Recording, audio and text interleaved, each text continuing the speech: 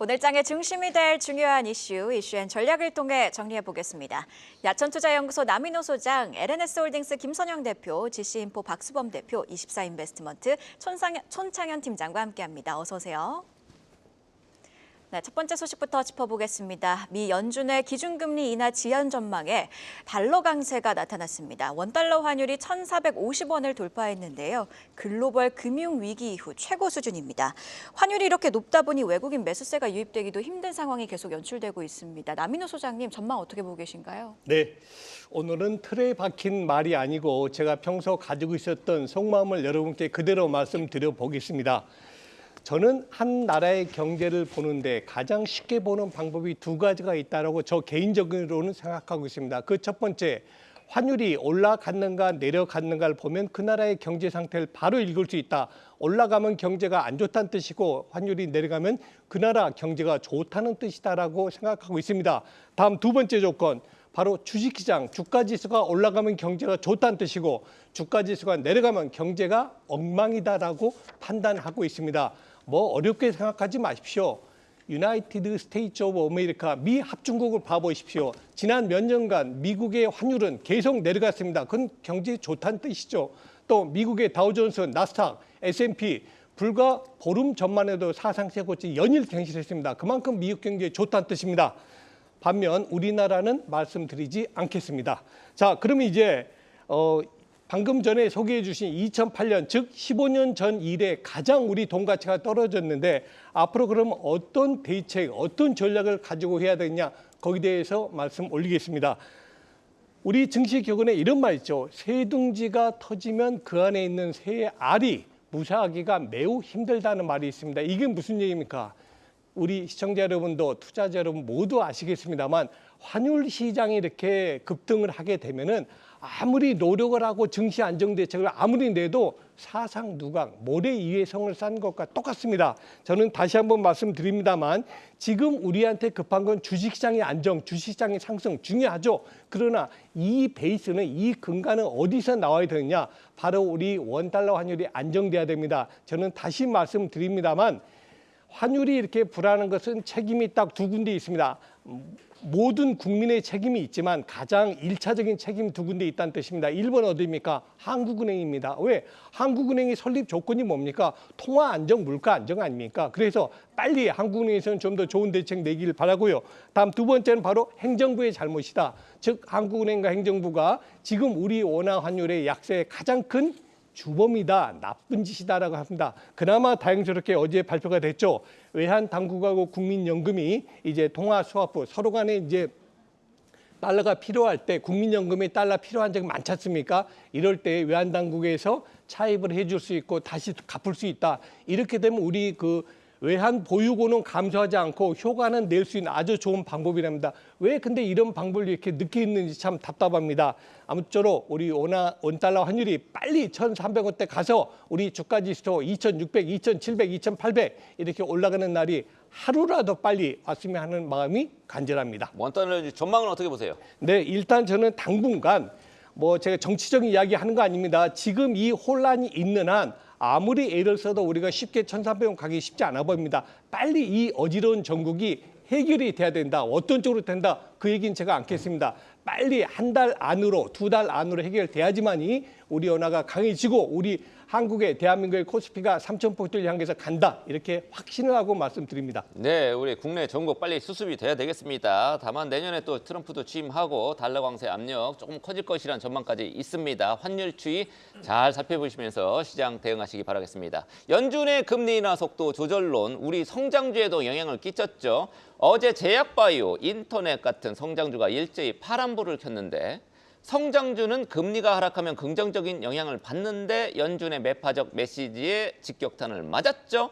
김선영 대표한테 관련해서 들어보겠습니다. 일단 미국에서 기침하면 우리나라는 중병 걸리는 것 같습니다. 딱 그 느낌인 것 같고요.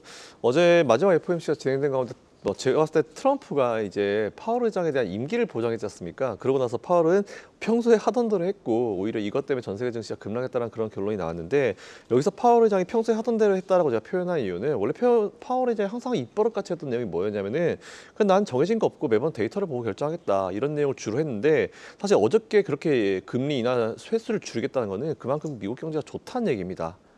절대로 이제 금리 이제 시장 상황이 안 좋다는 얘기 아니기 때문에 일단 이게 포인트인 것 같고 단 현재 지금 이제 시장이 바라는 것과 연준이 보고하는 이 갭 차이가 또 벌어졌다. 사실 이건 3월 달부터 그랬잖아요. 3월 달도 그래가지고 다들 뭐 금리나 바랬는데 제가 봐도 이건 아니어서 3월 달 금리 안 한다고 그랬다. 저것 때 엄청 비판받고 했던 때가 불과 올해 초인데 일단 그게 한 번 더 이루어졌다고 좀 보시면 될 것 같습니다. 그러면서 어제 우리나라 바이오 제약주, 뭐 인터넷 관련주들 특히 성장주들이 일제히 파란불 보였는데 사실 성장주뿐만 아니고 파란불 많이 보였죠. 뭐 굳이 성장주라 콕 집어서 얘기했지만 전반적으로 분위기는 안 좋은 게 맞습니다. 통상 성장주라 불리는 기업들 잘 아시겠지만 이제 이게 금리가 하락하면은 미래 이익에 대한 할인율이 낮아집니다. 이에 따라서 긍정적인 영향을 받는데 연준이 그 금리 인하 속도를 조금 줄이겠다는 얘기하면서 직격탄을 맞았는데 여러분들 금리를 안 내리겠다는 얘기가 아니고요. 속도를 좀 조절하겠다는 그런 내용이니까 그 부분은 참고하시면 될 것 같습니다. 일단 먼저 따져볼 게 금리 인하를 멈추겠다는 게 아니고 속도 조절하겠다는 건데 그거는 뭐 그간 아시겠지만 미국이 인플레이션 때문에 엄청 고생을 했는데 이제 인플레이션이 어느 정도 잡혔기 때문에 그것도 침체 없이 잡혔기 때문에 좀 스티키하지만 좀 내려가고 있다는 그런 부분으로 좀 이해하시면 될 것 같고요. 또 파월 의장이 적극적인 금리 인하 시대는 끝났다. 새로운 페이지로 넘어갈 것 같다. 이런 식으로 또 얘기를 했습니다. 그러면서 이게 중요해요. 경기 침체 가능성은 없다라고 찍은 게 중요합니다. 하지만 인플레이션율이 좀 낮게 좀 천천히 떨어지고 있는 이유는 그만큼 침체 없이 우리가 잘 와서 조금 스티키한 거니까 그거는 뭐 이해하고 넘어가라 이런 식으로 얘기했고요. 그만큼 미국 경제가 엄청 강하다는 거를 강조를 했습니다. 오히려 저는 이번에 근데 우리가 좀 눈여겨봐야 될 게 금리 인하 결정이 아슬아슬하게 이루어졌다는 내용이 있더라고요. 그만큼 이제 금리 동결 가능성이 있었다는 그런 의미로 볼 수 있을 것 같은데 요건 또 다른 의미로 어떤 거냐면 내년 초에 금리 인하 여러분들 기대하고 계시죠? 기대하지 마십시오. 이거랑 똑같은 내용입니다. 그렇기 때문에 미리 이건 우리가 좀 알 필요가 있을 것 같고 시장도 거기에 반응을 해서 지금 리밸런싱이 이루어지고 있다고 보시면 될 것 같습니다. 중요한 건 어쨌든 금리 인하를 안 하겠다는 게 아니죠. 그리고 트럼프 2.0 시대에 들어가면서 정책 구체화 시기까지는 제가 봤을 때 연준 특별한 액션 안 할 겁니다. 그냥 지켜보면서 이제 상황을 좀 유지할 수 있을 거다라고 보고 있고 살짝 매파적인 느낌으로 다가온 거는 맞긴 맞는데 큰 그림에는 변화가 전혀 없습니다. 제가 봤을 때는. 그리고 오히려 금리가 천천히 이제 떨어지기라도 한다면은 성장주는 다시 턴 오거든요. 그렇기 때문에 금리 인하기가 계속 유지가 되기 때문에 바이오 제약주들은 그대로 투자를 유지하시면 좋을 것 같다는 말씀 정리하겠습니다. 네, 결국 어제 FOMC는 미리 예방주사를 맞은 것이다 이런 의견 주셨고요. 또 금리가 결국 하락하게 되면 성장주는 반등을 할 것이다 라는 의견까지 들어봤습니다. 펀더멘탈이 변한 건 아니기 때문에 주가 추이 계속해서 살펴보시면서 대응하시길 바랍니다. 다음 소식입니다.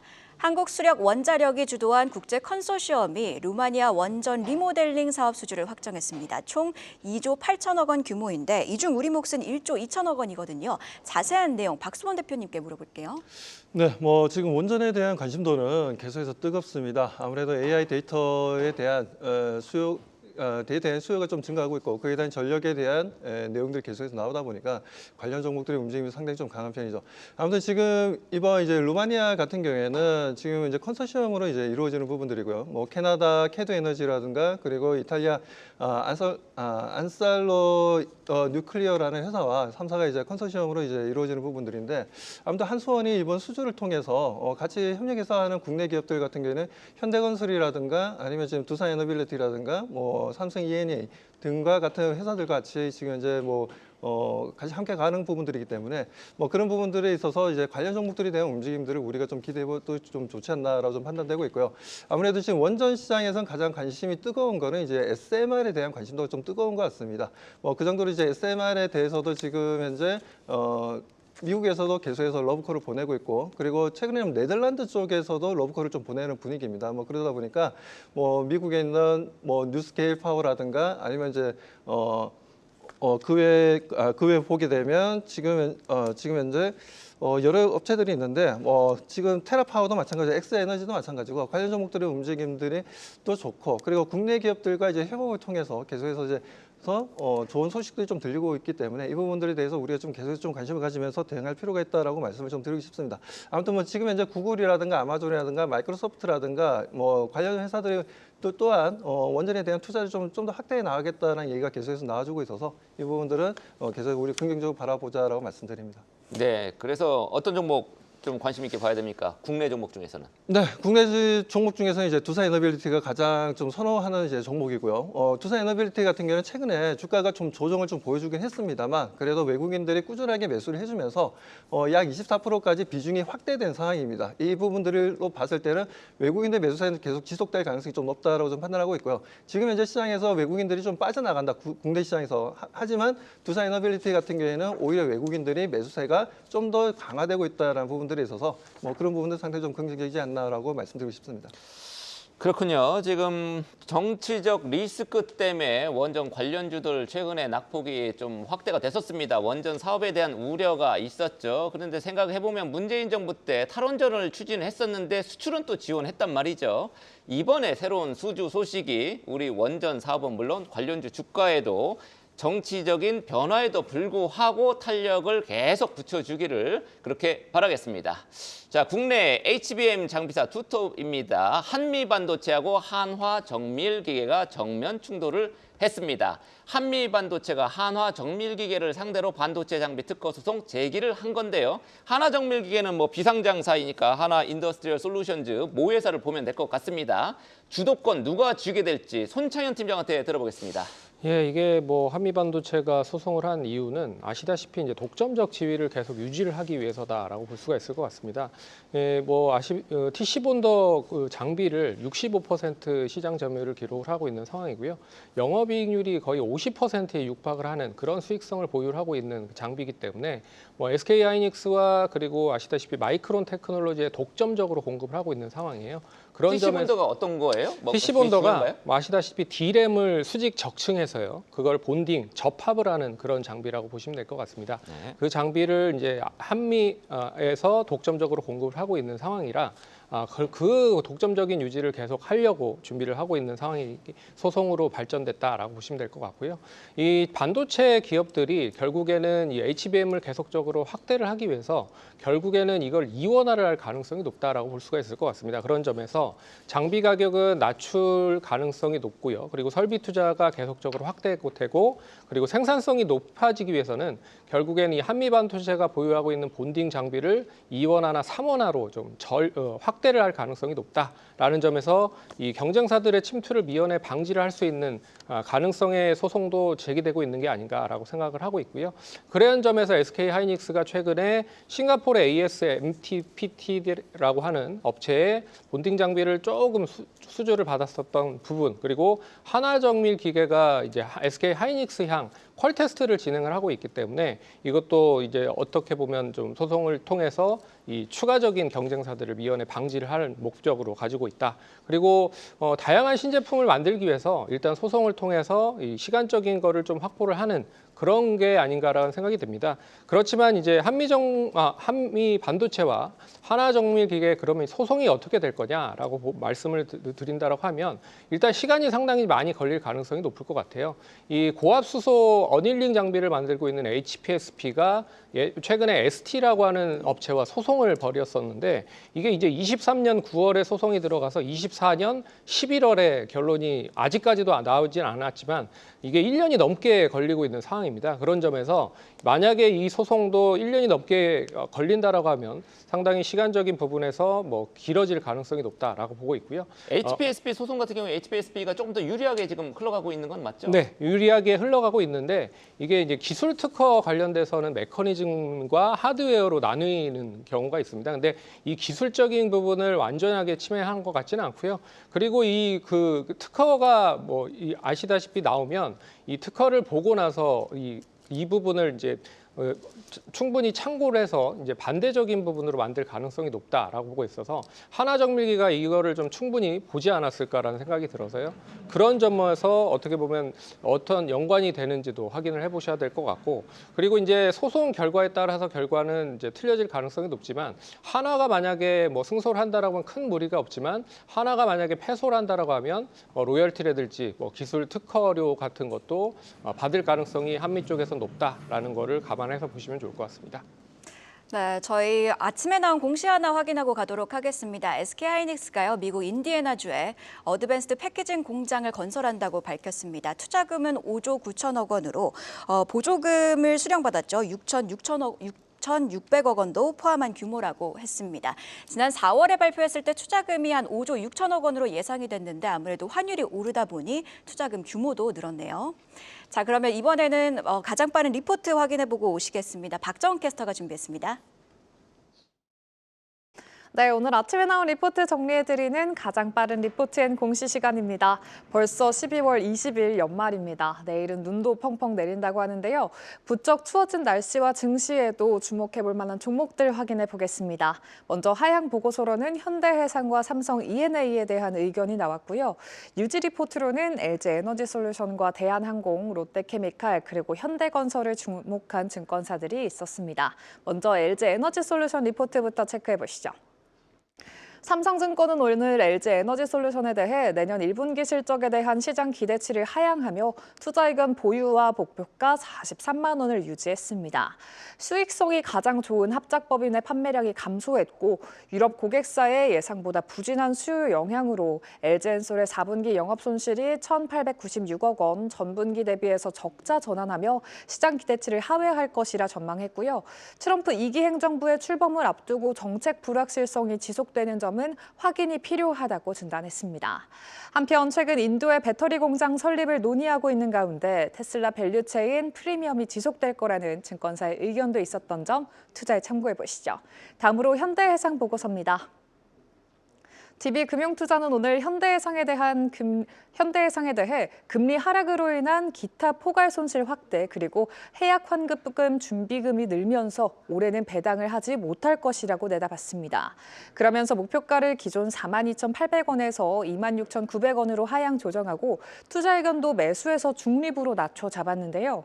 향후에 완화적인 제도의 수정 가능성은 있지만 현재 제도 개정 방향성에 큰 변화가 없다면 올해는 물론이고 내년 이후에도 2, 3년간 배당 재개는 어려울 것으로 보인다고 짚어냈고요.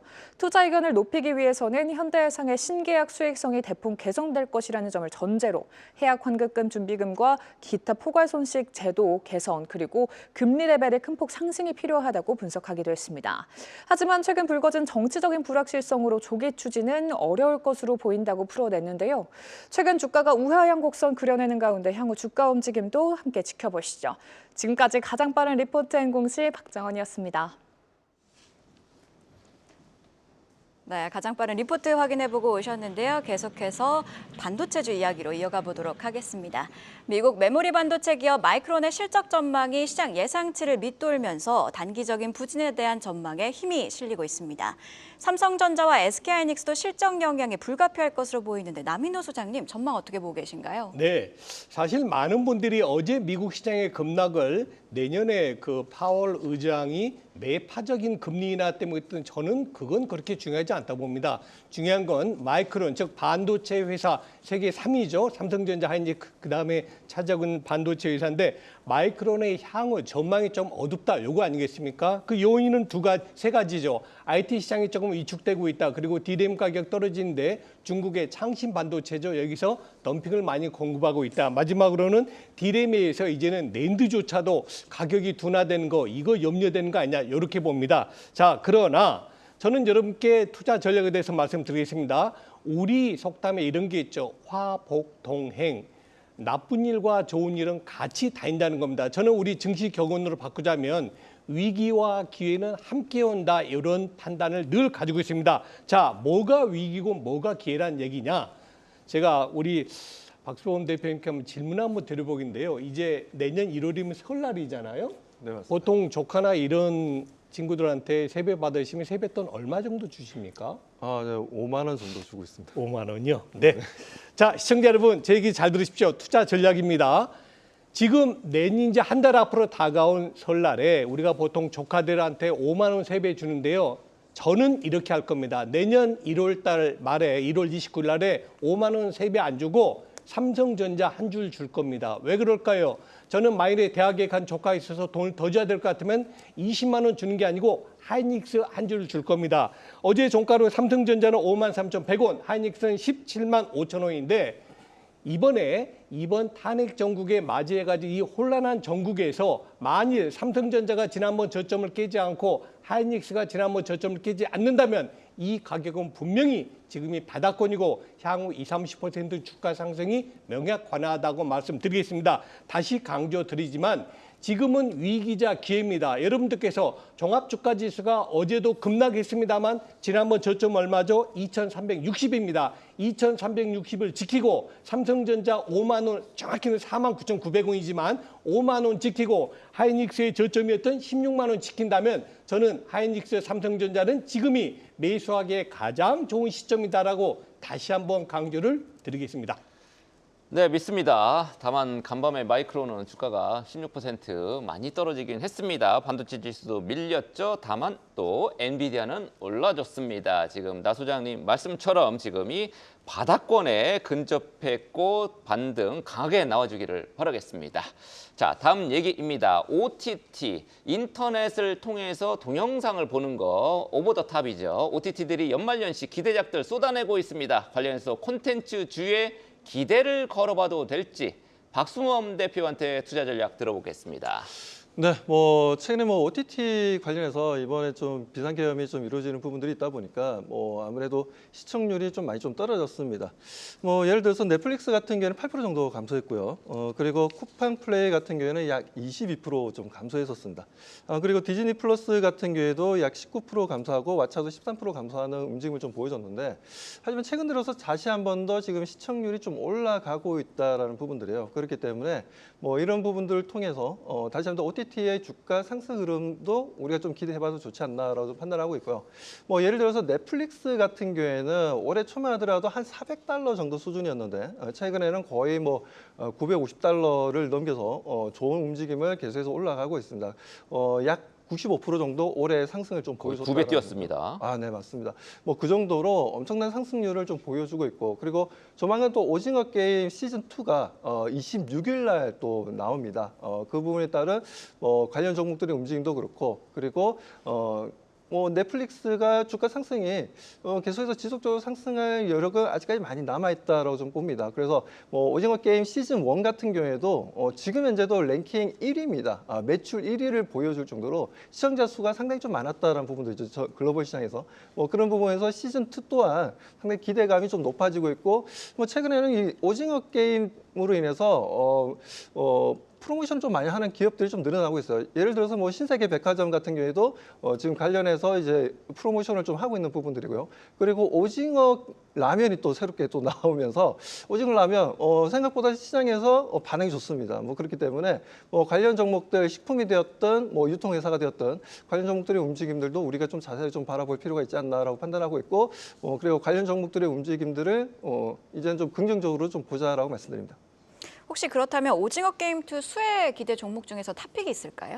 탑픽 있습니다. 아무래도 이제 오징어 게임의 주인공이 이제 이정재 씨다 보니까 이정재 씨와 관련된 종목들의 움직임들을 우리가 좀 바라볼 필요가 있는데, 아무래도 지금 현재 가장 최대 주주로 있는 회사가 아시다시피 지금 현재 아티스트 유나이티드입니다. 아티스트 유나이티드 같은 경우 이정재 씨가 지금 현재 23.49% 정도의 지분을 보유하고 있고요. 그리고 동사 같은 경우에는 내년에 아티스트 컴퍼니랑 또 합병을 예정입니다. 그러다 보니까 그에 따른 지분 가치가 앞으로도 좀 더 증가하지 않겠냐라고 좀 얘기가 좀 나와주고 있고, 그리고 아티스트 유나이티드 쪽도 마찬가지고 아티스트 컴퍼니 쪽에서 계속 얘기가 나오는 게 기존에 우리가 알고 있던 엔터테인먼트 사업과는 좀 더 다른 새로운 차원의 지금 현재 사업을 사업을 해나가겠다. 라는 내용이 좀 나와주고 있기 때문에 이런 부분 또한 관련해서 주가 상승에 좀 긍정적이지 않나라고 좀 판단하고 있고요.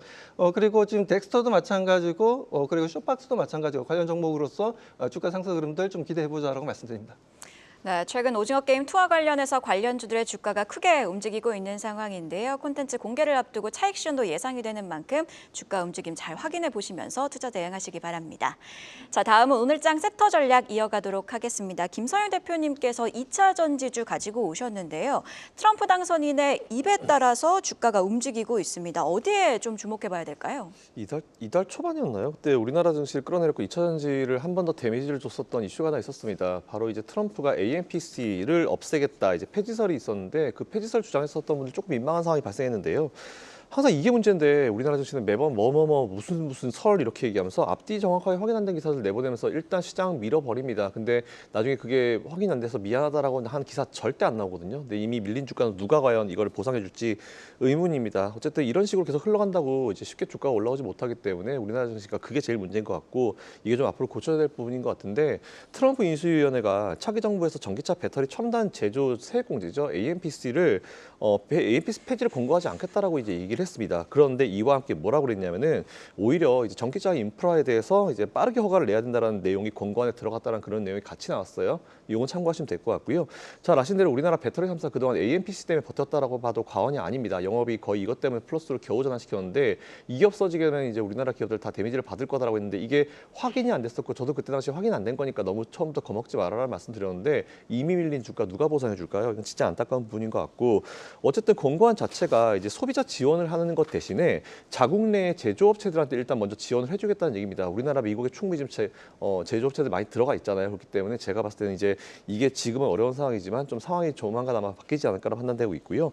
그리고 최근에 이런 가운데 중국이 이제 사실 저는 중국에 대한 신뢰도가 높지 않은 이유가 분명히 얼마 전만 하더라도 비아디가 우리나라 시장 진출 선언하면서 절대 한국에서 싸게 팔 생각 없다라고 했는데 2-3천만 원짜리 가지고 들어왔습니다. 참고로 우리나라 현대기아차는 3-4천만 원대 가지고 라인업을 지금 구성하고 있는데 이것보다 2-3천만 원대라고 하면은 싸게 파는 거죠. 이게 바로 싸게 파는 겁니다. 근데 싸게 팔지 않겠다라고 했는데 이 얘기는 참 믿을 수가 없는 것 같고 이에 따라서 우리나라 정부 조금 액션을 취하기 시작했습니다. 중국에 대해서 상계 관세 조사를 시작했다라고 하는데 예전에 미국이 같이 중국 제재하자고 했을 때 이제 검토만 하는 게 아니고 빨리 시행했으면 이거 없었을 것 같거든요. 근데 지금 상계관세 조사하는 게 아니고요. 이거 시행해야 됩니다. 아니면 진짜 예전에 태양광처럼 우리나라 이 전기차 시장 중간 잡아먹히거든요. 그들은 보조금을 얻고 우리나라 들어오는데 우리나라에서 아무것도 대응하지 않는다는 거는 말이 안 되는 거예요. 그렇기 때문에 이거는 다른 거 다 제쳐놓고 다 필요 없고요. 일단은 우리나라가 잘하는 산업한테는 제발 좀 지원해야 됩니다. 그리고 상계관세 빨리 플러스 시켜가지고 중국 들어오는 거 디펜스 해야 되거든요. 아니면 진짜 우리나라 전기차 시장 망합니다. 그렇기 때문에 이 부분은 여러분들이 좀 푸시를 좀 해주실 필요가 분명히 있을 것 같다. 이번 주총 다 참석하십시오. 그것부터 일단 시작인 것 같고요. 어쨌든 뭐 이렇게 되면은 아무래도 이제 팩트가 아니었던 게 지금까지 문제가 있었기 때문에 제가 그동안 좀 많이 강조했던 LG엔솔이나 포스코홀딩스나 에코프로그룹주들 어려운 시간인 거 알긴 아는데 내년까지 좀 보시면서 계속 투자를 이어가시는 게 좋을 것 같고 불필요한 손절을 하지 않으셨으면 좋겠다는 말씀으로 마지막 정리하겠습니다. 예, 전반적인 2차 전지주 말씀을 해주셨는데요. 뭐 배터리 셀이라든지 뭐 양극재, 음극재 같은 소재 뭐 관계 없다는 얘기죠? 네, 맞습니다. 분위기는. 네, 맞습니다. 예, 바닥을 찍고 다시 올라주기를 또 한번 바라겠습니다. 자, 마지막으로 손창현 팀장과 함께 오늘 개장 전 체크해야 될 포인트 정리해 보겠습니다. 예, 미증시가 간밤에 뭐 양보합, 강보합 정도 수준으로 마감이 됐기 때문에 우리 시장 뭐 크게 영향은 없을 것 같습니다. 다만 최근에 외국인들이 매도를 하고 있는 거는 이제 환율에 대한 영향이 가장 크다라고 좀 볼 수 있을 것 같아서 1,450원을 찍고 좀 내려오긴 했지만 이게 좀 줄어드는지 정부에서 뭐 강력하게 좀 침투를 한다라고 좀 얘기를 하고 있어서 그 관련돼서 환율이 좀 떨어지는지도 확인을 해보셔야 될 것 같고 그리고 SK하이닉스가 미 보조금을 받았다라고 하는 뉴스가 어제 나왔습니다. 그런 점에서 삼성전자도 보조금 한 9조 2천억 정도가 있는데요. 이 부분이 타결이 될 수 있을 거에 대한 기대감이 이어질 가능성이 높다라고 좀 보고 있어서 이 어떻게 보면 SK하이닉스와 삼성전자가 이런 뉴스가 나왔다라고 하는 것 자체는 단기적인 호재성으로 반영이 된다라고 하면 단기 상승을 할 수 있든 모멘텀으로도 작용할 수 있기 때문에 지켜보셔야 될 필요가 있을 것 같고요. 또한 이제 밸류업 오늘 이제 신규 편입 종목이 편입이 됩니다. KB금융과 하나금융 그리고 SK텔레콤과 KT 그리고 현대모비스가 이제 밸류업 지수에 편입이 돼요. 그런 점에서 이 관련된 종목들을 잘 눈여겨 보셔야 될 것 같고요. 기존 100개에서 105개로 이제 밸류업 지수 종목이 편입이 많이 되기 때문에 관련된 종목들에 대한 방향성도 한번 확인하시면 좋을 것 같습니다. 네, 이슈앤 전략 네 분의 전문가와 함께 개장 전 꼭 확인해야 할 뉴스들 체크하고 전략까지 세워봤습니다. 고맙습니다. 계속해서 다양한 경제 이슈를 알고 싶다면 구독과 좋아요, 알림 설정 부탁드립니다. AI 캐스터 권미정이었습니다.